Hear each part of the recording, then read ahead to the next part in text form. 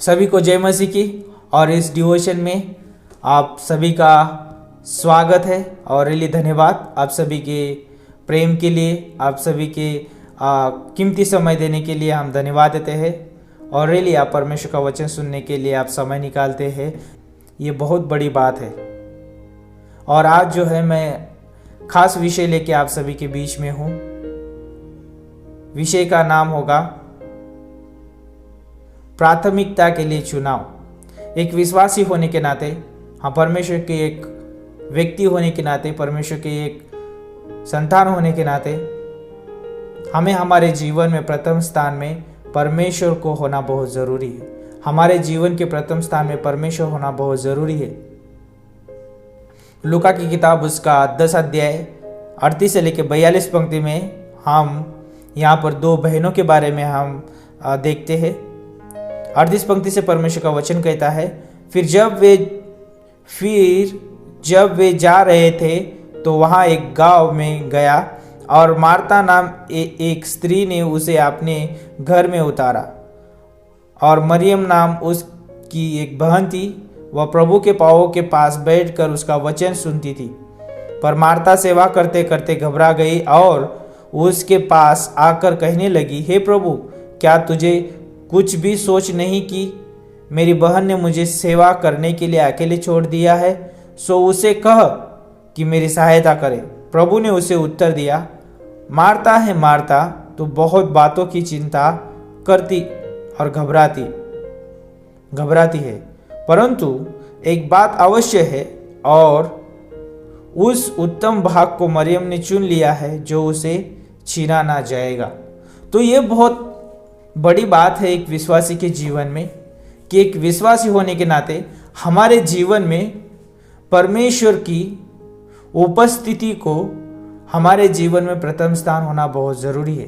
परमेश्वर हमारे जीवन में उपस्थित है, परमेश्वर की उपस्थिति हमारे जीवन में प्रथम स्थान पे है, तो हमारे जीवन में जो भी कमी घटी है परमेश्वर उसकी देखभाल करेगा, परमेश्वर उसकी सारी ज़रूरतों को पूरी करेगा। यहाँ पर जब हम मार्ता के जीवन के बारे में देखते हैं, मार्ता के जीवन में जो हम इन सारी घटनाओं को पढ़ते हैं, तो मार्ता के जीवन में प्रथम स्थान पे जो है उसकी सेवा है, उसके कार्य है, उसकी मेहनत है, चिंताएं है, घबराहट है, शारीरिक जो ज़रूरतें हैं।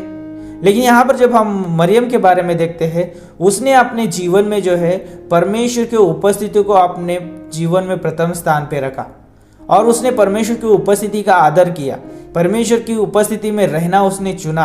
और जब हम एक विश्वासी होने के नाते परमेश्वर की उपस्थिति में रहना चुनते हैं, परमेश्वर जो है हमें नए बल से भरता है, नए सामर्थ्य से भरता है, नई आशा, नई उम्मीदों से भरता है। हमें परमेश्वर उसके प्रेम, उसके अनुग्रह से हमें भरता है, हमारे जीवन को ताज़ा बना देता है, परमेश्वर सुंदर बनाता है हमारे जीवन को।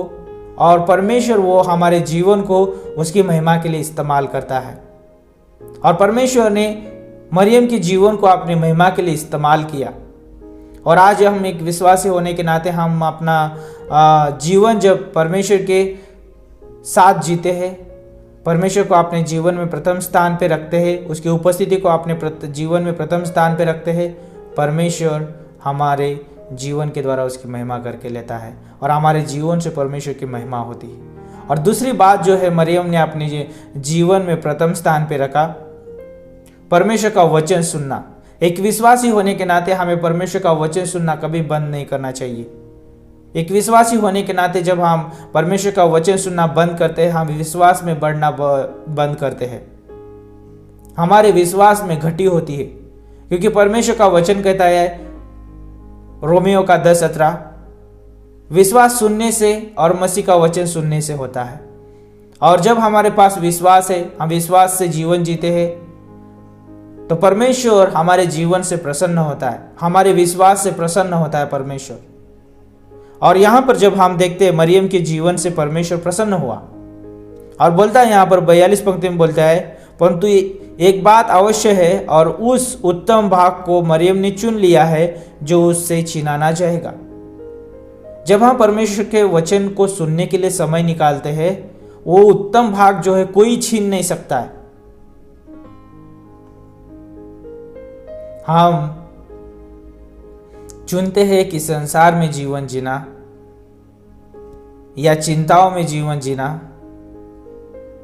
या अपने कष्टों में दुखों में जीवन जीना, जब हम चुनते हैं वहां पर रियली परमेश्वर की महिमा नहीं होती है। एक विश्वासी होने के नाते हमारे पास चुनाव है, प्रति सुबह हमारे पास चुनाव है। क्या मैं मेरे जीवन में परमेश्वर को प्रथम स्थान पे रखता हूं? यदि हम अपने जीवन में परमेश्वर को प्रथम स्थान पे रखते हैं तो परमेश्वर की उपस्थिति हमारे जीवन में है, परमेश्वर का वचन हमारे जीवन में है, और वो परमेश्वर की उपस्थिति और परमेश्वर का वचन मुझे दिन भर अगुवाई करते हैं। पवित्र आत्मा हमें याद दिलाता है उसके वचनों के द्वारा, उसके वायदों को स्मरण दिलाता है, जो परमेश्वर की हर एक बातों को, और हमें वो पूरे दिन भर अगुवाई करता है। तो एक विश्वासी होने के नाते हमारे पास चुनाव है। मेरे जीवन में प्रथम स्थान में कौन है?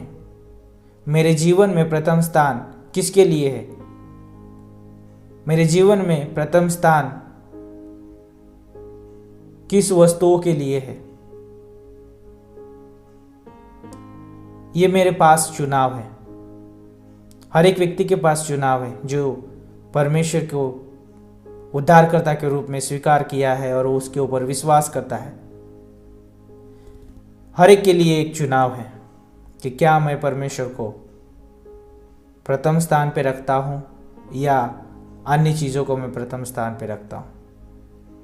आज ये प्रश्न हम सभी के पास है और इस प्रश्न को मैं आपके ऊपर छोड़ता हूं कि आप अपने जीवन में प्रथम स्थान में किसको रखते हैं। यदि परमेश्वर की उपस्थिति, परमेश्वर के वचन को रखते हैं आप प्रथम स्थान पे, प्रभु आपको दिन भर अगुवाई करेगा। और यदि आप अपने अन्य चीज़ों को प्रथम स्थान पे रखते हैं तो अन्य चीज़ें आपको अगुवाई करेंगे और चिंता से, दुखों से, कष्टों से, परेशानी से भर देंगे और आप निराशा से जीवन जी सकते हैं। विश्वासी होकर आप आनंद का जीवन नहीं जी सकते क्योंकि आपने अपने जीवन में प्रथम स्थान पे किसी अन्य चीज़ों को रखा है। एक विश्वासी होने के नाते हमें हमारे जीवन में परमेश्वर को प्रथम स्थान पे रखना है। चुनाव हमारा है। हम चुनते हैं कि प्रभु को प्रथम स्थान पे रखना है या अन्य चीज़ों को। धन्यवाद। इस डिवोशन के द्वारा प्रभु आपको अगुवाई करे, मदद करे और ज़रूर इसके विषय में सोचिए और प्रभु को अपने जीवन में प्रथम स्थान पे रखिए। आमीन।